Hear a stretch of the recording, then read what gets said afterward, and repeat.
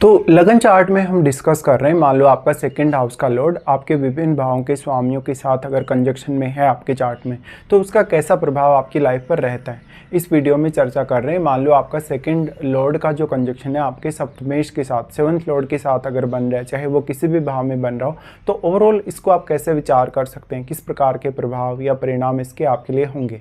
देखिए, आपका यहाँ क्योंकि सेकंड लॉर्ड है, वो जरूरी नहीं कि सप्तमेश के साथ मित्रवत हो गई, कुछ केसेस में मित्रवत हो भी सकता है, कुछ केसेस में नहीं भी हो सकता है। तो सबसे पहले तो आपको ये बात देखनी है। इसके बाद जो सेकंड लॉर्ड है वो आपके चार्ट में किसी अन्य भाव का भी स्वामी जरूर हो सकता है, या सेवंथ लॉर्ड के साथ भी ऐसा हो सकता है कि सेवंथ लॉर्ड भी आपके चार्ट में किसी न किसी अन्य भाव का स्वामी है।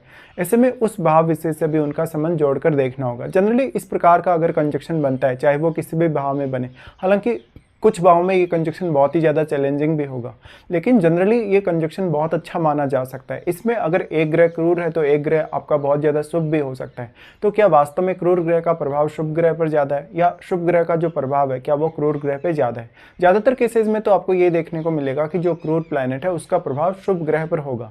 ऐसे केस में लेकिन पार्टनर जो है वो आपका काफ़ी धनवान हो सकता है। पार्टनर आपका फैमिली में से ही कोई हो सकता है, फैमिली का जानकार हो सकता है, या आपका दूर का कोई रिश्तेदारी में कोई आपको कोई सपोर्ट करे आपके विवाह वगैरह करने के लिए। तो ऐसे में फैमिली से आपके डायरेक्टली इनडायरेक्टली आपका जो पार्टनर होगा कहीं ना कहीं लिंक्ड रहेगा। ऐसे में जो पार्टनर आपकी लाइफ में अब आ रहा है, जो आपका जीवन साथी जो आ रहा है, जिसके साथ आप मैरिज कर रहे हैं, वो आपकी फैमिली की केयर बहुत अच्छे से कर सकता है अगर यहाँ पर प्रभाव अच्छा है, या फिर अगर इनकी प्लेसमेंट अगर काफ़ी अच्छी हो। ऐसे केस में लेकिन आपका जीवन साथी एक बहुत ही बिजनेस माइंडेड पर्सन और वेल्थ को मैनेज करने में बहुत अच्छा सपोर्ट करने वाला हो सकता है। लेकिन यहाँ पर कुछ केसेस में अगर प्रभाव नेगेटिव है, अगर सेकंड लॉर्ड बहुत ज़्यादा क्रूर है या सेवंथ लॉर्ड बहुत ज़्यादा क्रूर है, तो आपका जीवन साथी आपको इंटरफेयर करेगा फैमिली रिलेटेड मामलों में, और वो डोमिनेशन अपना काफ़ी ज़्यादा दिखाएगा। ऐसे में जो जीवन साथी है वो किसी बहुत अच्छे बिजनेस में हो सकता है, या आप भी उसके साथ मैरिज होने के बाद में कोई बड़ा बिजनेस स्टार्ट कर सकते हो। इस प्रकार का कंजक्शन अगर बनेगा आपके छठे घर में, अगर आपके आठवें घर में, 12th हाउस में, तो ये सबसे ज़्यादा चैलेंजिंग होगा। बट अगर आपके लगन के साथ साथ ये बने, अगर 4th हाउस में, 7th हाउस में बने, 10th हाउस में बने, तो ये मोस्टली फेवरेबल माना जाएगा।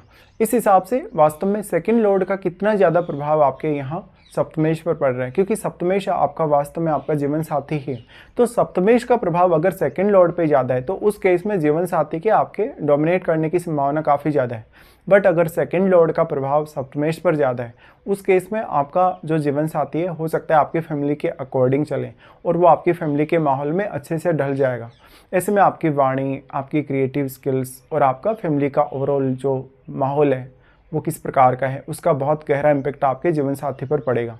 ऐसे में लेकिन अगर सेकंड लॉर्ड आपका एक क्रूर प्लैनेट हो तो कभी कभी ये हो सकता है कि ज़बरदस्ती कुछ बाउंडेशंस रहें आपके पार्टनर पे। अब 7th हाउस ओनली आपके लिए मैरिज के दृष्टिकोण से ही इंपॉर्टेंट नहीं है, आपके लिए बिजनेस के दृष्टिकोण से, पार्टनरशिप के दृष्टिकोण से, या फिर देखा जाए तो आपकी जो ओवरऑल एक व्यू बनता है आपका, आपकी जो एक इमेज बनती है लोगों के माइंड में, उसके दृष्टिकोण से भी काफ़ी इंपॉर्टेंट हो जाता है। ऐसे केस में लोग आपको किस तरीके से जज करते हैं, लोग आपके बारे में कैसा सोचते हैं, और आपका जो फर्स्ट इंप्रेशन है लोगों पर वो कैसा रहता है, तो इसको 7th हाउस से बताएगा।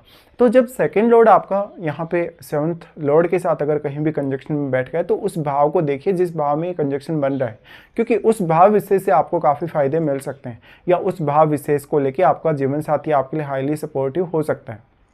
इस हिसाब से आपके सेकंड हाउस के लिए उस पर्टिकुलर हाउस से आपको काफ़ी फ़ायदा मिलेगा, यानी उस हाउस से ही आपको धन के रूप में कुछ गेन मिल सकता है, फैमिली के लिए अच्छा सपोर्ट मिल सकता है, और उस भाव से जुड़े हुए रिश्तों से भी आपको अपनी लाइफ में काफ़ी ज़्यादा सपोर्ट मिल पाएगा।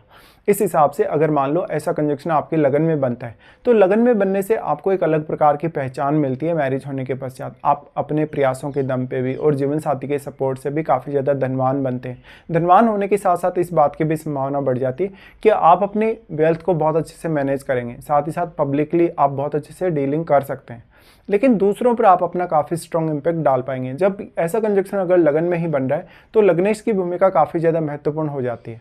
इस हिसाब से मान लो अगर ये ऐसा कंजक्शन मान लो आपके 4th हाउस में बनेगा, 4th हाउस में बनेगा तो इसका प्रभाव आपके कैरियर और आपके घरेलू लाइफ पर सबसे ज़्यादा रहेगा।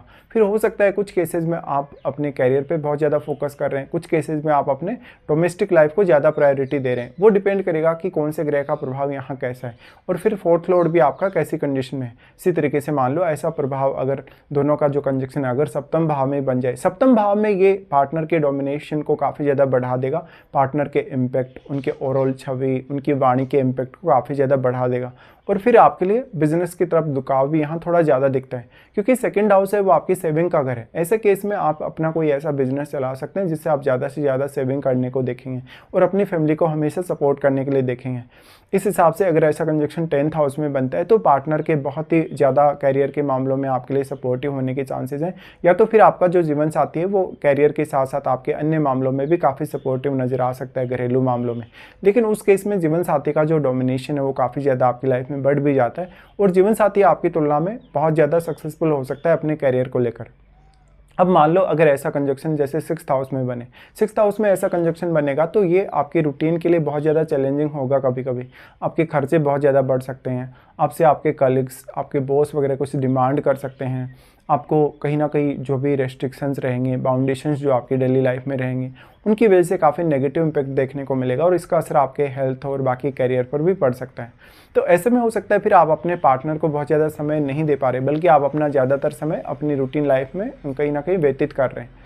ऐसा कंजक्शन अगर 8th हाउस में बनेगा तो 8th हाउस में बनने से आपको 8th हाउस के थ्रू बहुत ही ज़्यादा लाभ होने के चांसेस होंगे। तब आपकी इनकम में, आपकी सेविंग्स में काफ़ी उतार चढ़ाव होने के भी चांसेस होंगे। तो 8th हाउस में अगर ऐसा कंजक्शन बन रहा है या आपके 12th हाउस में ऐसा कंजक्शन बन रहा है तो बहुत ज़्यादा सतर्क रहने की आवश्यकता है। इवन 6th हाउस में भी अगर ऐसा कंजक्शन है तो आपका जो पार्टनर है वो आपके ऊपर अपना डोमिनेशन दिखा के, आपके ऊपर अपना अधिकार जमा के वो आपसे कुछ पैसे की मांग कर सकता है, पैसे की डिमांड कर सकता है, या वो आपके पैसे को हैंडल करने के लिए आपकी लाइफ में काफ़ी इंटरफेयर कर सकता है। इसी तरीके से अगर ऐसा कंजक्शन अष्टम में है तो जीवन साथी की फैमिली से भी आपको सपोर्ट मिलने की पर्याप्त संभावना है। लेकिन हो सकता है आपका अगर लग्नेश बहुत मजबूत स्थिति में है, 10th या आपका 11th लॉर्ड बहुत मजबूत स्थिति में चार्ट में है, तो आपको वास्तव में किसी के धन, किसी के सपोर्ट, किसी के पैसे की जरूरत नहीं है, बल्कि आप अपनी खुद की मेहनत के बल पे, खुद के प्रयासों के बल पे ही बहुत कुछ अपनी लाइफ में अर्न कर लेंगे। इस हिसाब से ऐसा कंजक्शन अगर 12th हाउस में बनेगा तो ये मैरिज के बाद में फॉरेन सेटलमेंट की तरफ भी इशारा करेगा। लेकिन इसमें 12th लॉर्ड की भूमिका काफ़ी अहम हो जाएगी। तो जिस भी भाव में ऐसा कंजक्शन आपके बन रहा है, समझ लो उस भाव से आपको बहुत ज़्यादा एक्सपेक्टेशन रह जाएंगी अब, और काफ़ी सारी एक्सपेक्टेशन यहाँ पूरी भी हो जाएंगी, लेकिन कुछ एक्सपेक्टेशन ऐसी रह जाएंगी जो आपकी मैरिड लाइफ और आपके रिलेशनशिप को लेके होंगी। ऐसे में जहाँ जहाँ भी ये कंजक्शन आपके चार्ट में किसी भी भाव में बन रहा है सभी लग्नों के हिसाब से, तो वहाँ पर आप अपने आप को मेंटेन करें, वहाँ पर अपने आप को जो अपनी हैबिट्स हैं उनको बनाए रखें और रेगुलरिटी रखें तो ज़्यादा बेहतर कर सकते हैं। वहाँ पर अगर आप अपने आप को मानसिक तौर पर बहुत ज़्यादा जोड़ लेंगे, बहुत ज़्यादा अपने आप को इमोशनल बना लेंगे उस पर्टिकुलर भाव के प्रति, तो आपको प्रॉब्लम्स उतनी ज़्यादा बढ़ेंगी। तो कैरियर वाइज, अर्निंग के हिसाब से, बिजनेस ग्रोथ के हिसाब से, या जो आपकी एक पर्सनल जो छवि बनेगी, जो एक इमेज बनेगी, उसके हिसाब से ऐसा कंजक्शन बहुत ही ज़्यादा अच्छा माना जा सकता है। तो इसमें अब पार्टनर की तरफ से आपको फैमिली लाइफ और आपकी रूटीन लाइफ में बहुत ज़्यादा सपोर्ट मिलने की संभावना भी है।